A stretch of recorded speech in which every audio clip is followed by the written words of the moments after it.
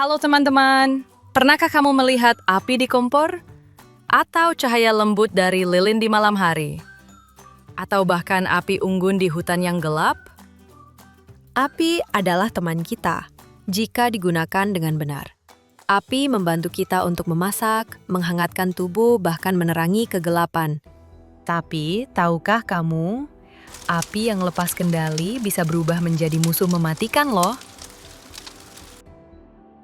Api yang lepas kendali dapat menghancurkan rumah, membakar hutan, meracuni udara dengan asap, dan mengancam nyawa. Dalam hitungan menit, api yang kecil bisa melahap segalanya. Namun ketika itu terjadi, kamu tidak perlu panik, karena pemadam kebakaran akan segera menolong. Yuk, kita kenalan dengan Bang Joko, salah satu pemadam kebakaran dari Kebumen. Halo semua, perkenalkan, saya adalah pemadam kebakaran dari Kebumen. Hari ini, saya mau cerita dan berbagi ilmu sama adik-adik tentang situasi kedaruratan. Adik-adik tahu nggak situasi kedaruratan itu apa? Itu adalah keadaan berbahaya yang datang tiba-tiba yang bisa mengancam keselamatan kita, kesehatan kita, rumah kita, bahkan lingkungan kita. Kalau sudah begitu, kita harus bertindak cepat dan benar supaya semua orang selamat. Salah satu contoh situasi darurat yang paling sering terjadi adalah kebakaran. Api kalau kecil bisa membantu kita, tapi kalau besar bisa sangat berbahaya.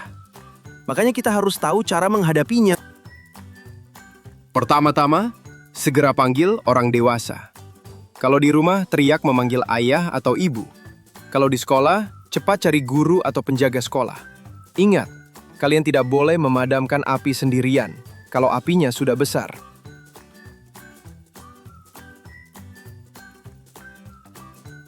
Kalau apinya masih kecil, biarkan orang dewasa yang memadamkannya dengan apar atau menutupnya pakai kain basah.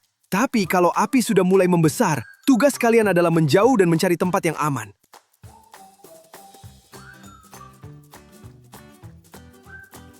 Saat mencari jalan keluar, jangan lewati tanah asap. Kalau terpaksa melewati tempat berasap, tunduklah rendah dan tutup hidung dengan kain atau baju, supaya asap beracun tidak masuk ke paru-paru kalian.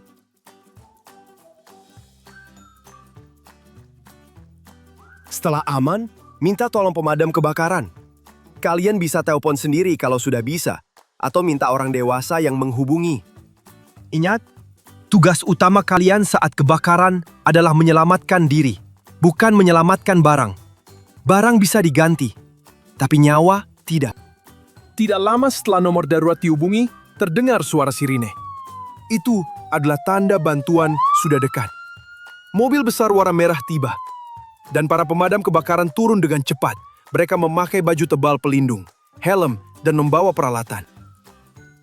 Sementara mereka bekerja, kita harus tetap di tempat aman, bersama orang dewasa. Jangan mendekat, karena api dan asap masih bisa berbahaya.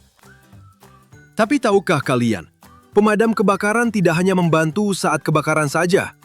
Mereka juga siap menolong di berbagai situasi darurat lainnya. Misalnya, saat terjadi banjir, mereka membantu memindahkan orang ke tempat aman. Saat ada kecelakaan lalu lintas, mereka membantu mengeluarkan orang yang terjebak di dalam kendaraan.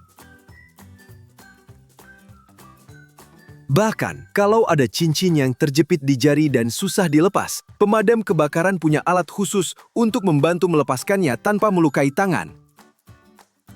Mereka juga bisa menolong kalau ada orang yang terjebak di dalam lift, di sumur, atau di tempat tinggi seperti atap rumah.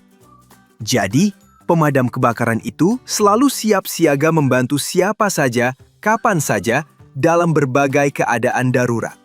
Nah, adik-adik, supaya bisa bekerja dengan aman dan melindungi orang lain, pemadam kebakaran memakai perlengkapan khusus. Yuk, kita kenalan satu-satu. Pertama, baju anti api. Ini bukan baju biasa. Bahannya tebal dan tahan panas. Jadi tubuh petugas tetap aman walau dekat api. Kedua, helm. Helm melindungi kepala dari panas, percikan api, atau benda yang jatuh saat kebakaran. Ketiga, sepatu khusus. Sepatu ini kuat, tahan panas, dan tidak licin. supaya petugas bisa berjalan di tempat yang berair atau penuh puing dengan aman. Keempat, sarung tangan.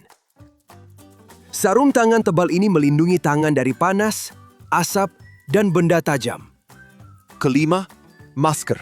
Masker membantu petugas bernapas di tengah asap, sehingga mereka bisa bekerja lebih lama tanpa sesak. Keenam, selang air. Selang besar dan kuat ini digunakan untuk menyalurkan air dari mobil pemadam ke api. Ketujuh, nozzle air. Nozzle adalah ujung selang yang bisa diatur untuk mengatur semburan air. Kadang deras, kadang menyebar, tergantung kebutuhan. Kedelapan, mobil pemadam kebakaran. Nah, ini yang paling mencolok. Mobil besar berwarna merah ini membawa air, peralatan, dan para petugas. Semua perlengkapan ini membantu pemadam kebakaran bekerja cepat, aman, dan menyelamatkan banyak nyawa. Di Kabupaten Kebumen, kita bisa menghubungi mereka lewat beberapa nomor ini. Simpan nomor ini di rumah atau di HP orang tua, supaya kalau darurat, kita bisa cepat menghubungi bantuan. Ingat, pemadam kebakaran selalu siap datang membantu kapan saja, siang atau malam.